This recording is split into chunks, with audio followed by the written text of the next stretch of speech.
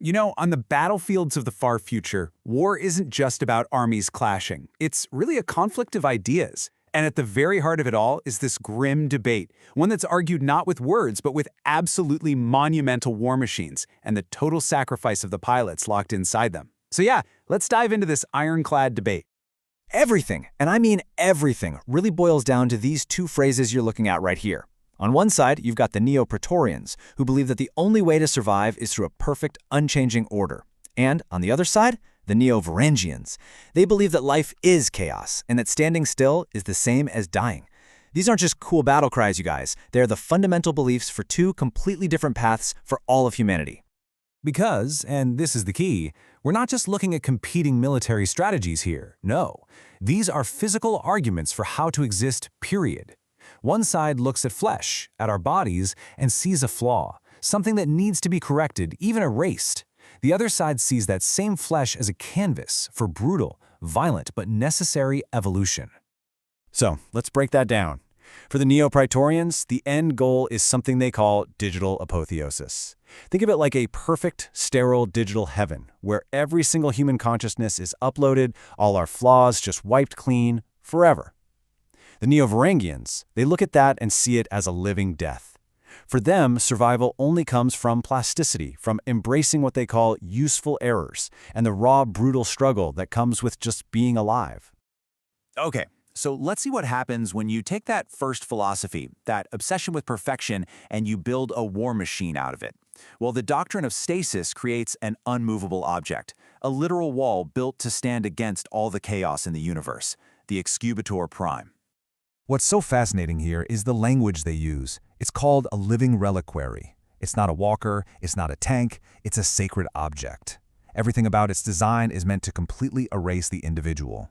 Flawless, identical, gold alloy plating, an unnerving, dead silence as it moves, and these mirror faceplates that literally reflect your own terror right back at you.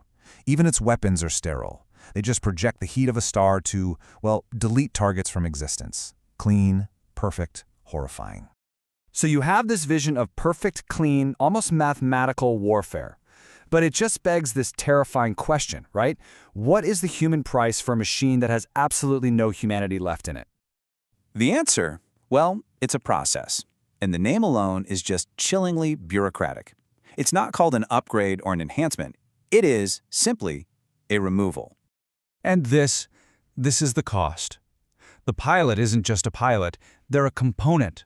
A veteran or a badly wounded soldier is chosen to be permanently entombed inside the machine's sarcophagus.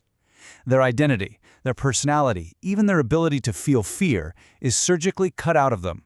They don't drive the machine, they become it, an eternal anonymous piece of a golden wall. All right, now let's just do a complete 180 and look at the polar opposite.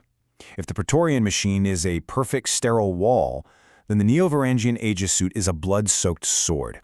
It is the absolute embodiment of chaotic, violent, messy adaptation. I mean, just look at the contrast. It's not a reliquary, it's a totem of prowess. Every single suit is totally unique, a monument to the pilot's own ego and their victories. They're covered in furs, trophies like skulls, runic scripts that detail every kill. You've got exposed pistons hissing steam, and their main weapons aren't clean energy beams. No, they're massive chain axes designed to physically rip and tear metal apart. This thing isn't sterile, it's completely visceral. Which, brings up a pretty obvious mechanical problem. The kind of power you'd need to move all that armor with that much violence, it generates forces that should be completely unsurvivable. So how does a normal human body not just get ripped into pieces inside this thing? The solution is just as brutal as the machine itself. They don't reinforce the suit, they reinforce the pilot. From the time they're children, prospective pilots eat something called lead grain. It's a crop that's been modified to absorb heavy metals from toxic soil. And this process, slowly and painfully, turns their actual skeleton into a living metal chassis. So here's the horrifying trade-off, right? Without the lead grain, a pilot's bones would literally snap like dry kindling the first time they moved.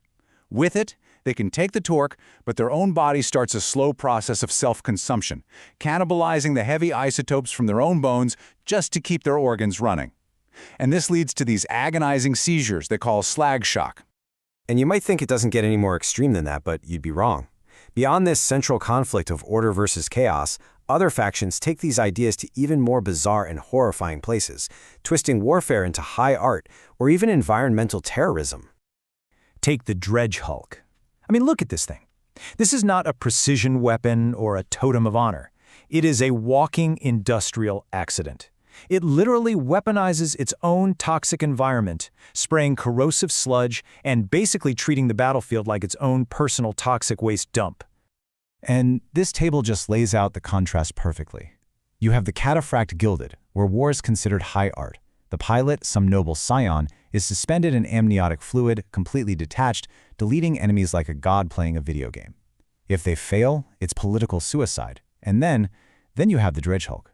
The pilot is a prisoner, stuck in a toxic cage, slowly fusing with the machine through skin grafts.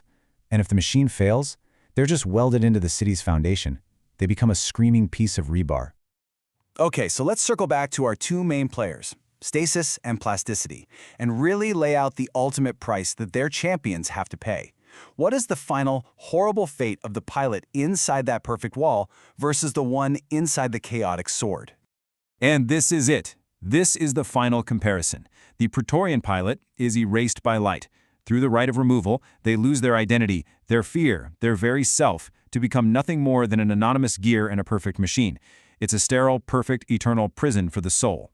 The Varangian pilot, on the other hand, is crushed by torque.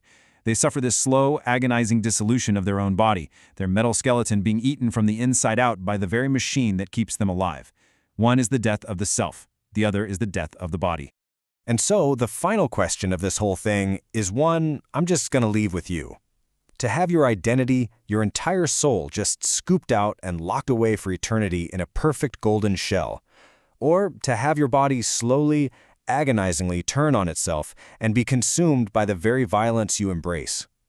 Which one of those is the greater horror?